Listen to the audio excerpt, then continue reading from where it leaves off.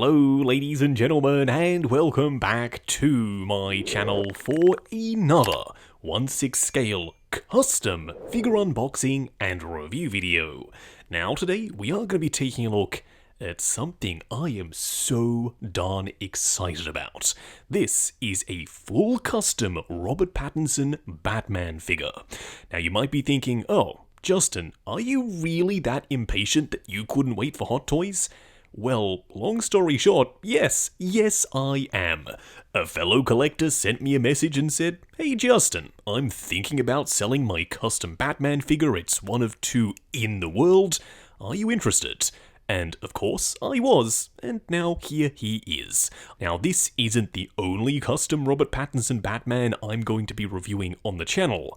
I have commissioned another one. However, if you do want to know when the next Batman review goes live on the channel, why not hit that subscribe and bell notification icon, plus the join button for more info on Justin's Collection plus the channel membership. What we are going to do now though is get the rather unassuming box laying flat in the light box and do the unboxing. Here we have the box art, and you may be thinking, Justin, what box art? Have you gone mad? There is nothing to look at here. And my answer to that is no, not any more than usual at least. Up front we do have a card that says "To the Batman."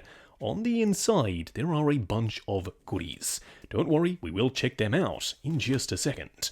Now, I personally have never purchased anything from this company, AToys. They're a custom house, and they made this figure in collaboration with Siberian Customs, who painted the head sculpt. Honestly, I'm a little bit nervous. As I said, I've never had anything from these guys, so I'm not sure how durable this figure is going to be. But we will still review it as normal. First in-hand impressions, though, are very, very positive. What we are going to do now is get all of his accessories laid out in the light box and take a closer look at everything he comes with. Here we have all the parts and pieces, and I don't know about y'all, but I want to see what's inside this envelope. If anything, it's a really nice replica of the envelope that Batman receives at the start of the movie. It says "To the Batman" on the front, and on the inside there is a bunch of literature. Up top we do have a certificate with a coded message, and it is fully signed by the people over at AToys. We also have another certificate by Siberian Customs Studios, who were responsible for painting the head sculpt, and it appears this is the key for that cipher. Something to do when I finish making this video. You also have a couple of pieces of artwork. This one I really like. There is a smoke trail that makes up a question mark, and of course the Batman down below. And then another stunning piece of artwork with the cast and crew of the film. I am very tempted to find a way to display these alongside the figure. Seeing as though we just looked at the big 1:1 scale version, we may as well look at the tiny one as well. It's a 1/6 scale card and envelope. You do have a little clear stand that can hold it if you do want to have it on display. Now, the envelope isn't just for show, there is an actual card on the inside. And yes, it is accurate to the movie. From your secret friend, Who. If you open it up, the message from the film is there. What does a liar do when he's dead? He lies still. A very cryptic riddle and message from the Riddler, but I'm really glad that they included it with this release. Now you also have this. It's rather ingenious the way this works. It's of course a black cylinder with some foam up the top. Now this could be pillow stuffing or something else entirely, but it is meant to mimic smoke, because if you push this in, it does light up. That means this is a proper light-up version of a 1/6 scale flare. Now, this piece right here is another battery. If you were thinking, ooh, is that the thumb drive? I was thinking that too. But no, this is just a charger for this battery. That means if this one somehow dies, I luckily have a spare. But when the batteries do die, you simply plug them in and you can charge them up to continue using the flare in your display. He also comes with the sticky bomb gun, which unfortunately I don't think we actually ever get to see him use in the movie. It's painted really nicely, it looks like dirty rusty metal, and there are some actual metal sections on the side of the gun itself. Don't worry, I will show you where this goes on the suit later on in the video. Lastly, he does come with a full array of hands, closed fists, open palm hands, and a trigger finger hand to hold on to his sticky bomb gun. These, unfortunately, aren't accurate. The glove detail is slightly off, and he is supposed to have a little smartwatch gadget on the back of one of his palms. But unfortunately, as you can see, that simply isn't present. What we are going to do now, though, is get the figure himself out here and take a closer look. Here we have Vengeance, standing straight up and down in the light box, no crazy poses or accessories or anything like that. And this guy looks incredible. For a custom figure from a studio that I had never really had any experience with, yeah, they have blown me away. The proportions are really good. The body fills out the suit, it's suitably bulky, but at the same time not overly so. It's padded in the right areas, there's a good mix of fabric and sculpted pieces, and the colours look very faithful to the screen-used suit. Now, in saying all of that, you might still be thinking, Justin, why did you pick this guy up when the Hot Toys one comes out and the in-art one comes out? What are you going to do with this one? Well, I counter that by saying more options are always a good thing. This guy will look slightly different. I can also pop the unmasked head sculpt on perhaps, or use the wingsuit. It just enables me to have multiple different looks for Vengeance in the display. What we are going to do now, though, is take him off the rotating turntable, punch in, and take a closer look at the details. Here we have him up close and personal, and to be totally honest, I am in awe of what's been accomplished here. Yes, this was made by a team of creatives, but it wasn't made by a massive company, yet it still feels very high quality.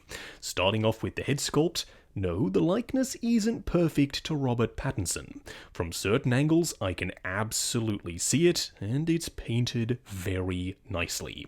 There is some skin texture to the mouth area, there's stubble, and the lips do look suitably realistic, and so too do the eyes. When you have him lit properly and standing in the display, he will look very mean. Now, the cowl is a separate piece to the collar, so you should still get a maximum range of motion, as nothing is really locking anything in position. The collar and the cape are two separate pieces as well. The collar is rubbery plastic, whereas the cape is all pleather. There's some tattered edges and some dirt and grime down below, and there aren't any wires, so it just drapes really naturally over the shoulders. Speaking of the shoulders, there are these big honking shoulder pads. They are attached with Velcro, so you can move them around if you so choose, plus there is some silver dry brushing and chipping around the edges.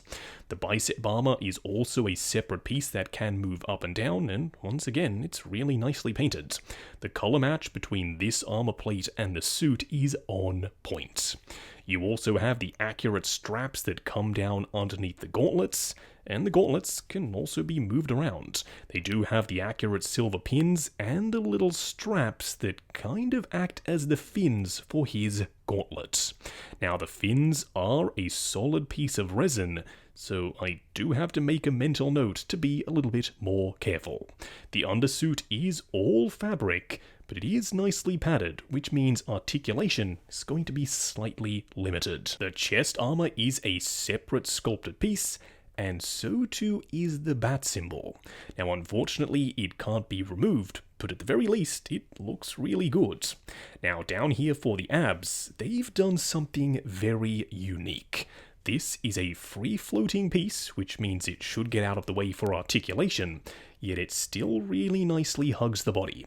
It means all of the armor plates can be fully sculpted underneath the fabric, and the fabric can then come in over the top, add the accurate texture and all the stitching. And there is dirt and grime, it's suitably weathered. The belt is a police-style belt with multiple buckles and pouches, Plus, around the back, you have a real working clip and even more pouches. You also have the sticky bomb gun, which can be removed, as you saw earlier. And the straps do have the accurate white lines. Everything is on point. You have a bunch of padding for the legs, which will slightly limit range of motion, but they are big and chunky, maybe even a little bit too generous for Robert Pattinson.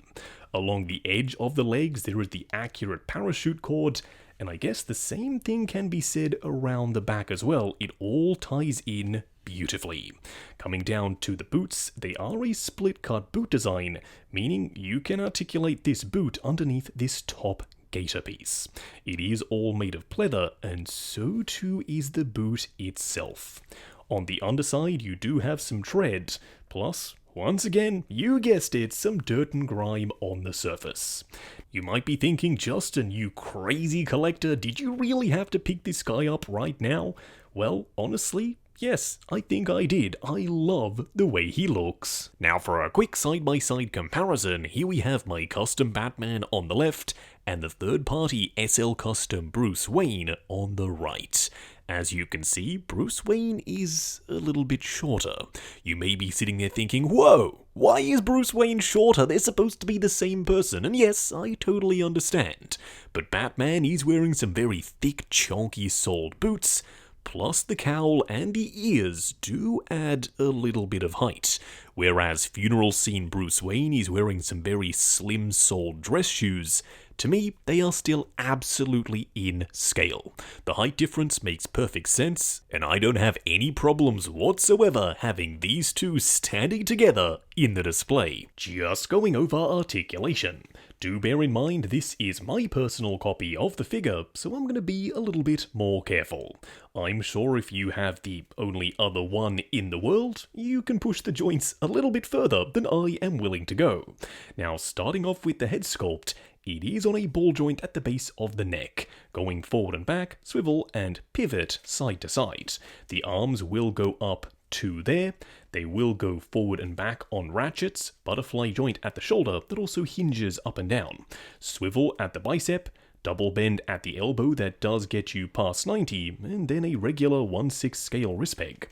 The torso does crunch forward and back just a little, swivel and pivot side to side. The legs will go forward to there, they will go out to there, swivel at the upper thigh, double bend at the knee that gets you almost to 90, and lastly, a double ball peg down here for the ankle. Just wrapping up on my custom Robert Pattinson the Batman figure. Now, going into this, I told y'all I was really excited, but also a little nervous, cause I've never owned anything from AToys or Siberian Custom Studio. But it turns out I had nothing to worry about. This figure is great. Starting off with the choice of body, it's relatively beefy, but I think the suit does most of the heavy lifting.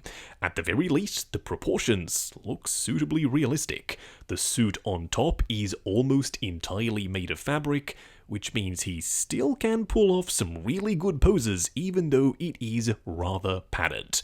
It's got all the accurate stitching, all the accurate parachute cord, and all of the armor plates, or most of them at least, can move around for maximum range of motion. Now the cape is made of pleather, but it does seem like a relatively high quality piece of pleather, so I'm hoping it stands the test of time. Then we have the cowl. While it's not 100% perfect, it is darn close. From certain angles, the likeness to Robert Pattinson is undeniable, and the paint applications by Siberian Custom Studio, they are very clearly at the top of their game. The skin texture, the way they've done the eyes, and also the 5 o'clock shadow. Yeah, once again, super realistic. He doesn't come with a ton of accessories, but he does come with the sticky bomb gun and the card from the start of the film. I would love to have seen more, but that's where the Hot Toys figure comes in, so I'm going to be accessory sharing between my two Batman figures. Now, unfortunately, this was a 1 of 2 limited edition release. I don't think they're going to be making any more, but by all means, stay tuned to the AToys Insta. I've popped the link to that in the description down below. This is a handmade custom, it's not licensed, but that's kind of the name of the game when it comes to custom figures. While you are down in the description, why not hit that subscribe and bell notification icon, plus the join button for more info on Justin's collection, plus the channel membership if you like the sound of seeing your name in the end credits of my reviews. Like, comment, and subscribe, and we'll catch you in the next video.